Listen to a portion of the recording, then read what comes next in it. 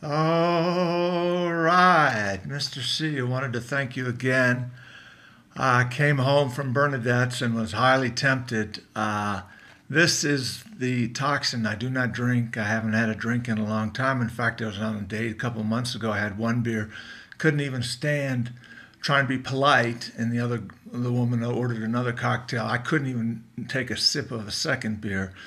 This is a worry. This is a problem, and the problem is they give me a little buzz, and I hit it really hard. In fact, I'll put it up there and hit it like a cigarette and like a joint. I mean, and I've tried medical marijuana for my pain, and this is about the only stuff that does it, unfortunately.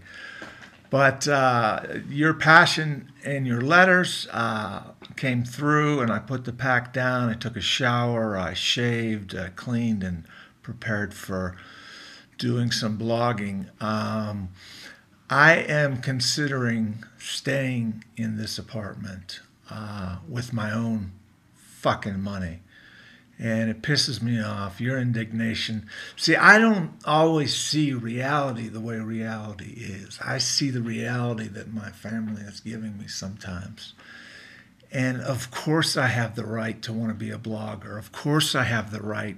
I would not make it with Bernadette. We're just too different a personality. And she's got about 600 square feet there, and it would be a disaster. And so I have not told her that, but I'm going to have to. And I am going to, demand some money from Amy and Robbie to get me started. I want to be a vlogger now. And the video blogs that you see, and I've seen a lot in the last 10 years of studying, are attractive females. In fact, there's this one woman, I don't even remember her name. That's how significant she is.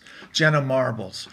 And Jenna Marbles was a small-breasted, athletic girl, and then got huge breasts, and her hits kind of doubled. We're talking 20 million hits worldwide.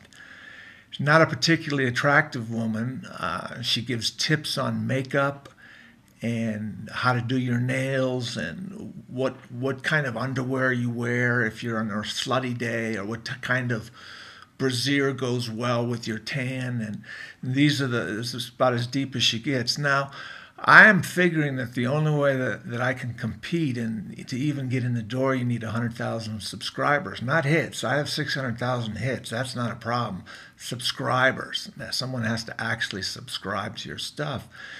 And is through some kind of attractive female. And I'm thinking, I've got a lot of thoughts, but it's going to cost money to pay someone to come in here. I know some very, very attractive, very, very smart people in the extended circles, my nieces including my nieces.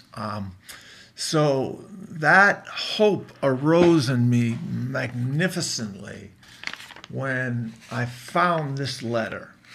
Now I'm going to show you around the apartment, and I'm going to start right here over my left-hand shoulder, and then I'm going to move slowly. I'm panning, holding I'm going to move slowly, then I'll move back and show you the other direction. So I'm giving this place an all-out 100% blitzkrieg of cleaning and putting things in packages and bags, and I hope to use this space as a studio, cleaned up perfectly, a few tasteful pieces of furniture, some lights, some reflectors. And this is all going to cost, it's going to cost a few $1,000s. And guess who has a few $1,000s?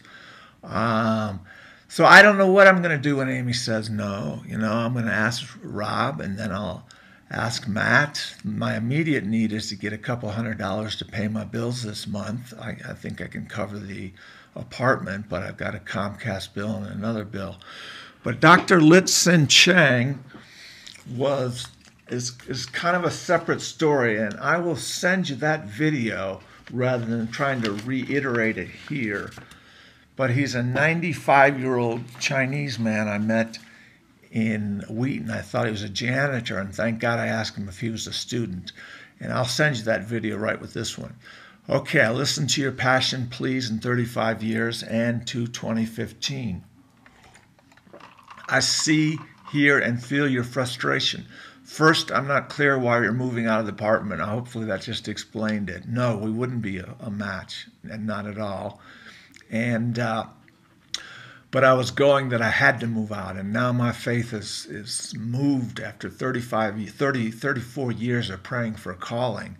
My faith is as ready as it's ever going to be to accept this accomplishments. I'm a poet. I'm a writer. I'm not a scholar, but you are. You're a presidential scholar, and so there's a lot of people who could contribute to this blog, and unfortunately, some of them are going to just have to have big tits, and I don't know how to get around that. I wish I did, but I want to make enough to survive a reasonable living for the first time out of poverty in 20 years. So I do feel Campus Crusade messed with your head. Yes, they did, and it's taken a long time to exorcise their demons. And God is about love, peace, joy. Understand? Didn't understand that when I was brainwashed. You just did what they say. You become a full-time Christian work. You go to this college. Uh, Yes, the Christian beheading was disastrous. Bernadette was moved to tears almost. I said, you can't do it. Mike once said that you can't do it. You can't absorb the sufferings of the world all at one time because they're so great they would crush you. You just have to pick your little corner and try to make a difference in your little corner. If evil is allowed to exist, then it will prosper all around us. I agree. There's another saying, is all evil needs to exist is a good man doing nothing. I think that was Winston Churchill, perhaps an American president. I should be living in a condo near Wash Park. I agree, with money that's mine. I had a chance to buy a condo for about $70,000, $80,000 7 years ago. Amy said no. That condo's worth 3 times as much today. It's just insane. I may have to take a couple seconds off. That's just.